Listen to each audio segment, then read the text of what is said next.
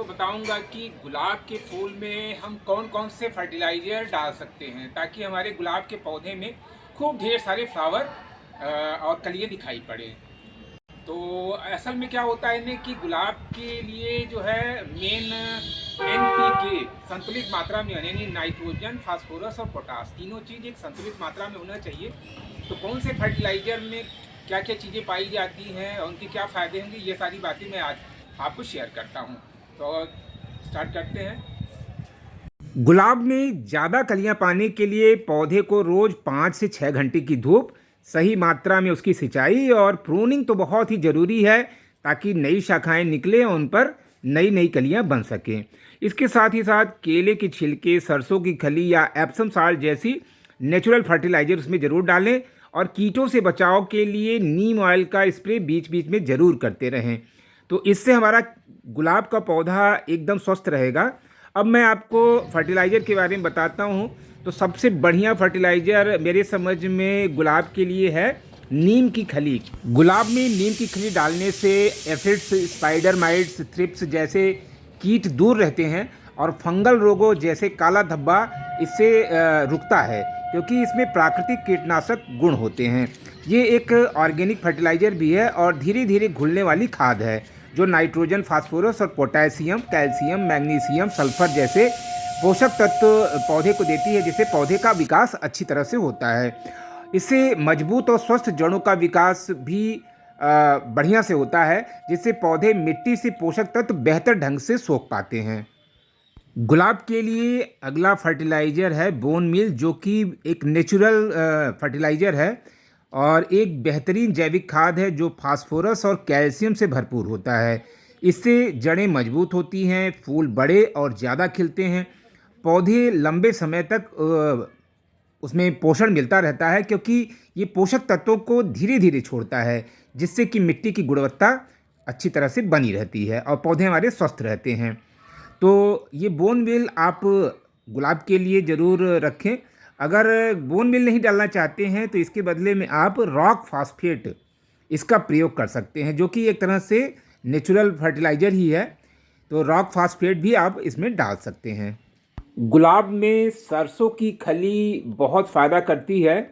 तो सरसों की खली डालने से पौधे को नाइट्रोजन, फास्फोरस, पोटेशियम जैसे ज़रूरी पोषक तत्व मिलते हैं, जिससे उनकी जड़ें मजबूत होती हैं और मिट्टी की गुणवत्ता भी सुधरती है, फूलों का उत्पादन बढ़ता है। यह एक प्राकृतिक खाद है जो कीटों और फंगस से बचाव भी करती है, जिससे गुलाब स्वस्थ और हरा भरा रहता है। इसे पानी में भिगोकर या मिट्टी में मिलाकर इस्तेमाल किया जाना चाहिए।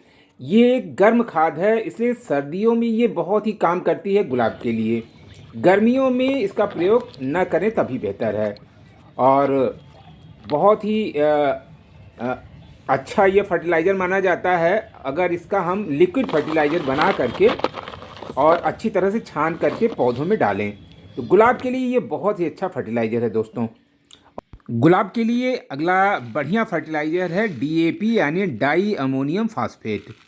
तो इसको डालने से जड़ों का विकास बहुत तेज़ी से होता है, पत्तियां हरी भरी और स्वस्थ रहती हैं, फूलों की संख्या और गुणवत्ता भी बढ़ती है, क्योंकि इसमें फास्फोरस और नाइट्रोजन भरपूर मात्रा में होता है, जो कि फूल और फल और इसके साथ ही साथ टोटल यानी पूरे पौधे की वृद्धि के लिए बहुत ज़रूरी है।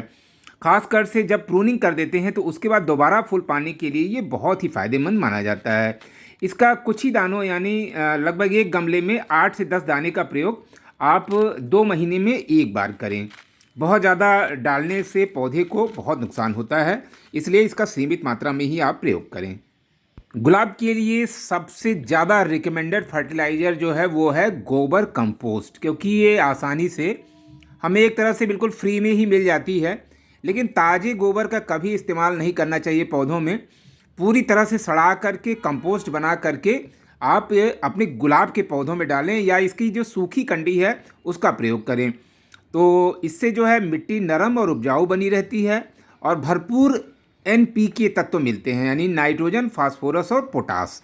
इससे ज़्यादा और बड़े फूल मिलते हैं, हमारा पौधा पूरी तरह से स्वस्थ रहता है।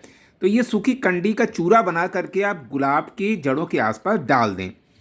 इसको डालने से मिट्टी में नमी और वायु का संचार बेहतर होता है और ये एक बहुत ही बढ़िया जैविक खाद मानी जाती है और सभी लोग जानते हैं इसके बारे में।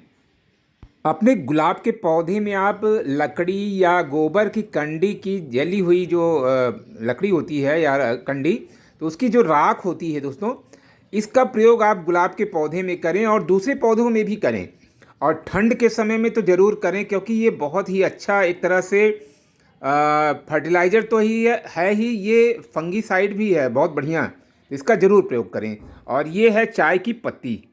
गुलाब के पौधे में चाय पत्ती डालने से नाइट्रोजन, पोटेशियम, फास्फोरस तो मिलते ही हैं, साथ ही साथ ये मिट्टी को अम्लीय भी बनाता है, यानी एसिडिक बनाता है। इससे जड़ों का पोषण होता है और ज़्यादा और रंगीन मात्रा में फूल खिलते हैं। तो चाय की पत्ती उबाल करके उसका पानी जो है वो गुलाब के पौधे में ज़रूर डालें। और ये आप लोग मेरे हाथ में देख रहे हैं चौक या खड़िया, जिसमें कैल्शियम भरपूर होता है। तो गुलाब के लिए कैल्शियम बहुत ही ज़्यादा रिकमेंडेड है, क्योंकि इससे गुलाब के पौधे की जो सेल वॉल होती है वो मजबूत होती है। इससे तने और पत्तियाँ मजबूत होते हैं, फूल बड़े बड़े और लंबे होते हैं, पौधे कीटों और बीमारियों जैसे झुलसा रोग से मुक्त रहते हैं, और ये पोषक तत्वों को अवशोषण में मदद भी करता है और सूखी जैसी परिस्थितियों में पौधों की सहनशीलता को भी बढ़ाता है, जिससे पौधे स्वस्थ और मजबूत रहते हैं। तो कैल्शियम का प्रयोग हमें ज़रूर करना चाहिए, चौक के रूप में थोड़ा सा डाल दें। और ये आप मेरे हाथ में देख रहे हैं, ये है फिटकरी। तो फिटकरी एक्चुअल में फर्टिलाइज़र तो नहीं है, लेकिन इसका बहुत ही ज़बरदस्त प्रभाव होता है पौधों पर।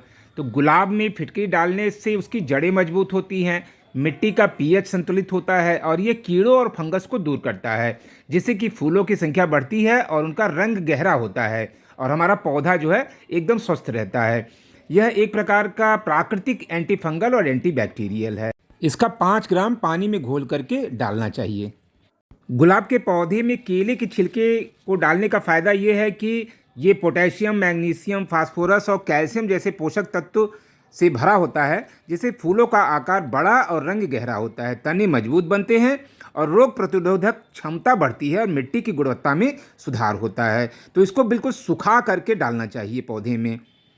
तो गुलाब के लिए आप इन्हीं खादों का प्रयोग करें। इससे आपके गुलाब में खूब जम के फ्लावरिंग भी होगी और पौधा भी स्वस्थ रहेगा। तो दोस्तों, वीडियो अगर इन्फॉर्मेटिव लगा हो तो कमेंट करें, लाइक करें, शेयर करें और नए हो तो चैनल को सब्सक्राइब भी कर लें। तो मिलते हैं इसी तरह के अच्छे से वीडियो के साथ। तब तक के लिए हैप्पी गार्डनिंग।